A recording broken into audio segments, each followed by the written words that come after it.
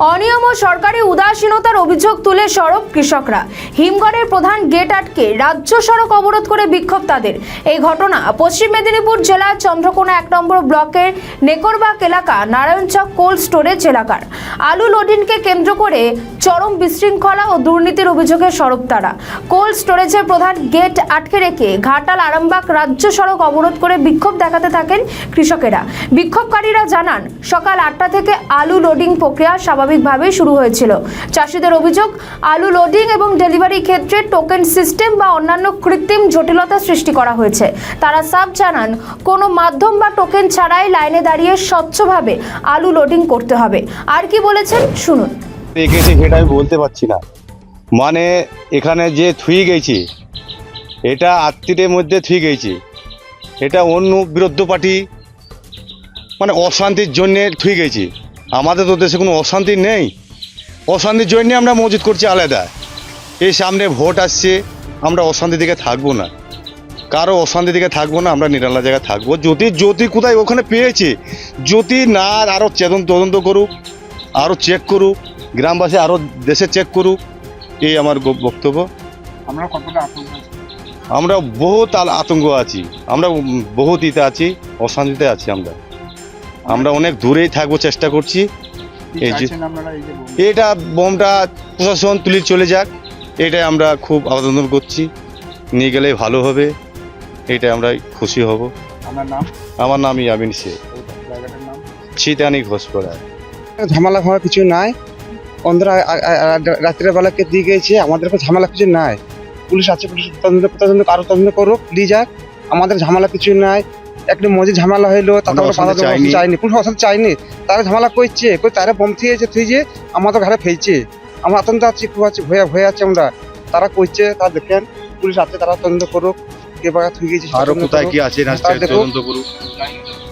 সেদিনে ঘোষপাড়ায় মাসির উঠছে। আপনারা এই রাজ্য সড়ক অবরোধ করেছেন?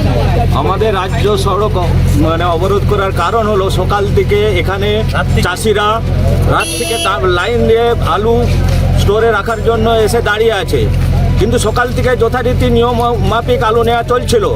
হঠাৎ করে এখানকার লোকাল দুষ্কৃতকারীরা কিছু এসে স্টোরটাকে চাবি দিয়ে চলে যায়, বলছে যে এখানকার আলু নেওয়া যাবে না। চাষিরা অসহায় অবস্থায় দীর্ঘক্ষণ দাঁড়িয়ে আছে, এখানকার না খাওয়াই না দেওয়ায় এখানে দাঁড়িয়ে আছে।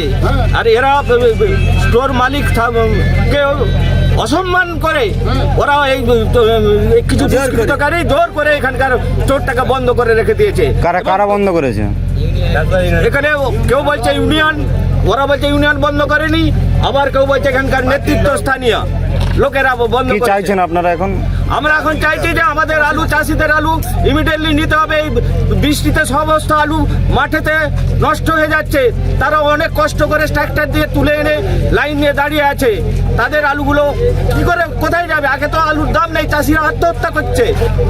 তার জন্য তারপরেও যদি এই অবস্থা হয়, তাহলে চাষিরা যাবে কোথায়? এই কারণে আপনারা স্টোরের মেন গেট মানে ঘিরে রাস্তা অবরোধ। এর জন্যই আমরা মেন গেট ঘিরে রাস্তা অবরোধ করছি, চাষিদের সুরা ফেরানোর জন্য, যাতে করে চাষিরা আলুগুলো রাখতে পারে। আপনার নাম? আমার নাম সুশান্ত রায়। আপনি কৃষক? আমি একজন কৃষক। অবরোধ করে বিক্ষোভ দেখাচ্ছে। সকাল 8টা থেকে আলু নেওয়া যথারীতি চালু হয়েছিল। কয়েকজন দুষ্কৃতী, কেউ বলছে ব্যবসাদার ইউনিয়ন, কেউ বলছে পার্টির লিডার এসে গেটে চাবি দিয়ে দেয়। তার কারণে সকাল 9টার পর থেকে পুরোপুরি জাম হয়ে যায়, আলু লিয়া সব বন্ধ করে দিচ্ছে। দিয়া চাষিরা বিক্ষোভে ফেটে পড়ছে, সকাল থেকে না খেয়ে রাস্তাতে বসে আছে অবরোধ করে। কি চাইছেন আপনারা? আমাদের আলু নিতে হবে, কোনো টুকনও চাইনি। আমরা লাইনে আমরা আলু ঢুকাবো, কোনো টুকেন চাইনি, আমাদের কোনো কিছু চাইনি, ব্যবসাদারের মারফত চাইনি। আমরা লাইনে আমরা আলু ঢুকাতে চাই। আপনার সব করেছি, যখন 80 টাকা কিলো তখন আলু বাইরে যাবে নি, যখন 10 টাকা কিলো 2 টাকা কিলো তখন সরকার চোখ বুঝে ঘুমাচ্ছে। এর জন্য পুরো সরকার দায়ী। কি নাম আপনার? আমার নাম প্রকাশ পৌলি, কৃষক। আমাদের ভিডিও ভালো লাগলে লাইক ও শেয়ার করুন, কমেন্ট সেকশনে আপনাদের মতামত জানান। আরও ভিডিও পেতে আমাদের চ্যানেলটিকে সাবস্ক্রাইব করুন এবং প্রতি মুহূর্তে খবরের আপডেট পেতে প্রেস করুন বেল আইকন।